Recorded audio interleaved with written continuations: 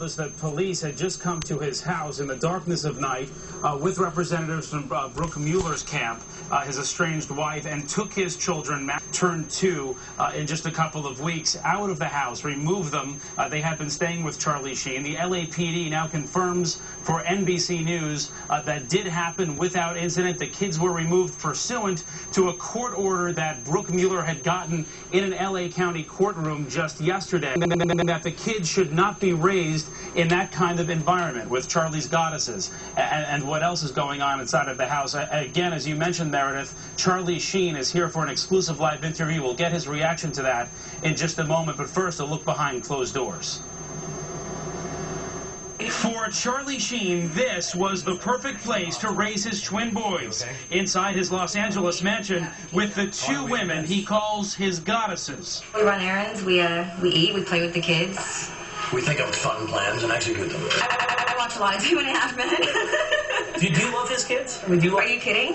There's nothing wrong. I was just up there with him right now. Bob was like, I didn't want to put him down. I'm like, they're like, they're calling you. I'm like, I don't want to put him down. He's like, can I come? He's like, okay. He's like, bye. Saying bye to the... No, Bob gets it. If you say Dad's busy, he goes, okay, Dad, that busy. You know, he knows.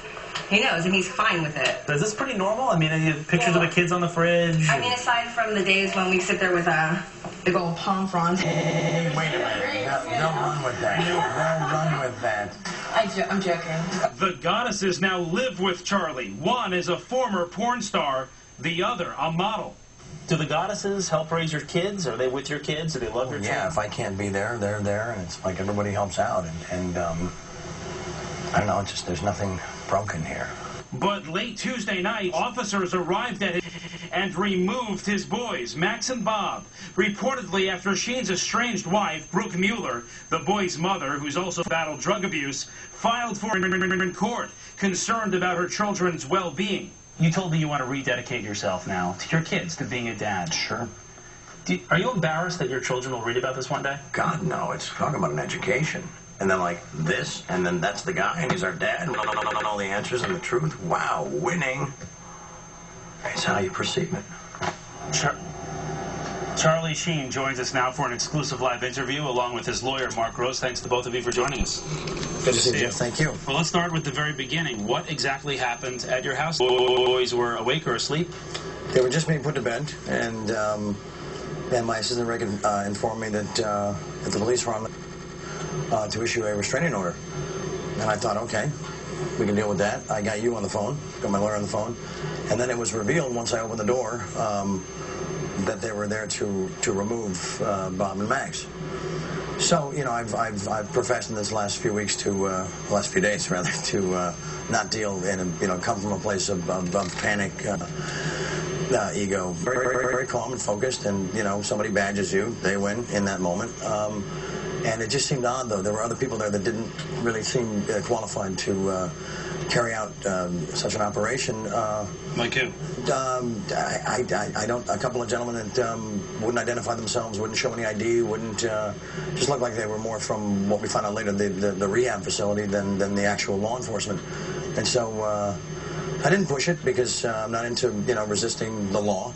And just thinking that this is now I guess the challenge I claim to be looking for, and I'm more than willing to take on this task. If anybody thought my focus was directed in a radical capacity, that's going to seem like child's play. So they went upstairs. I mean, who went and got the children, and how did they take them out of the house? I did, and Emma and Laura, the nannies. And we just very calmly, and we videotaped the whole thing just so there was no, it was all very even and direct. And they didn't have car seats, so I provided them. And I said, I love you. And I said, don't say goodbye. Don't say goodbye. Say, see you later.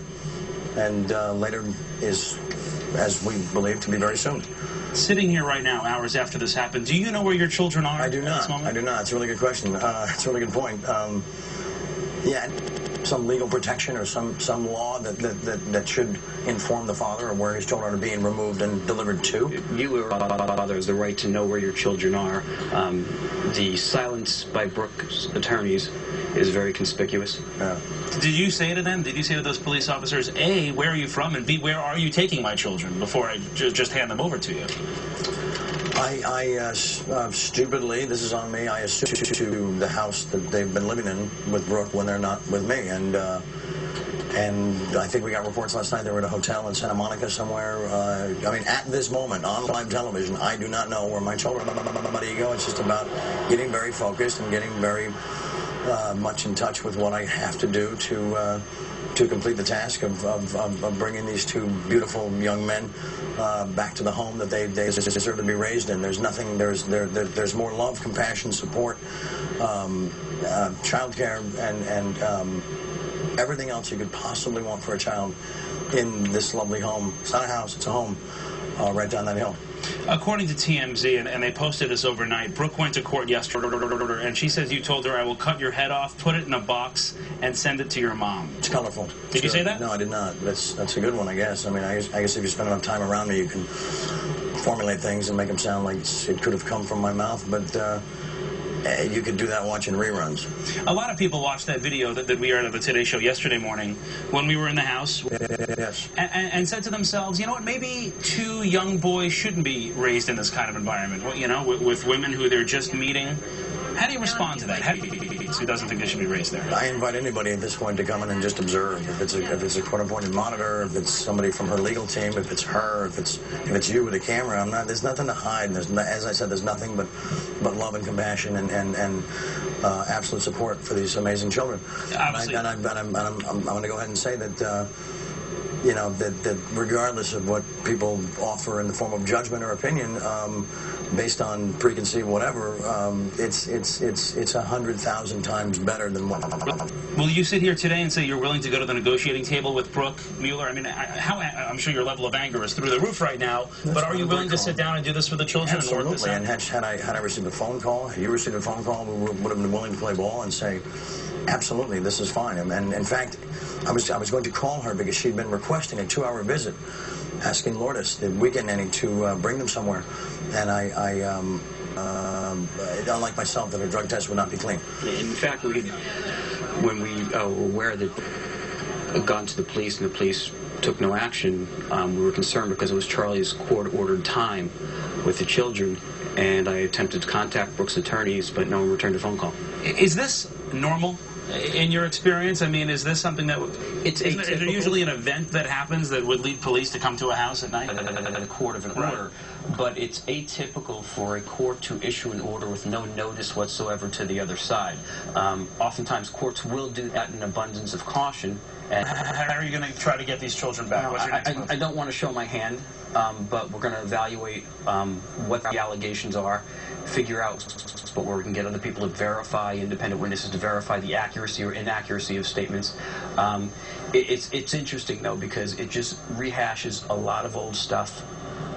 It's unfortunate they chose to go this route instead of communicating, but we're always willing to sit down and try to work something out. Absolutely. Is there anything you want to say to Brooke, who may be watching right now? Maybe your only chance to talk. Is that in the restraining order?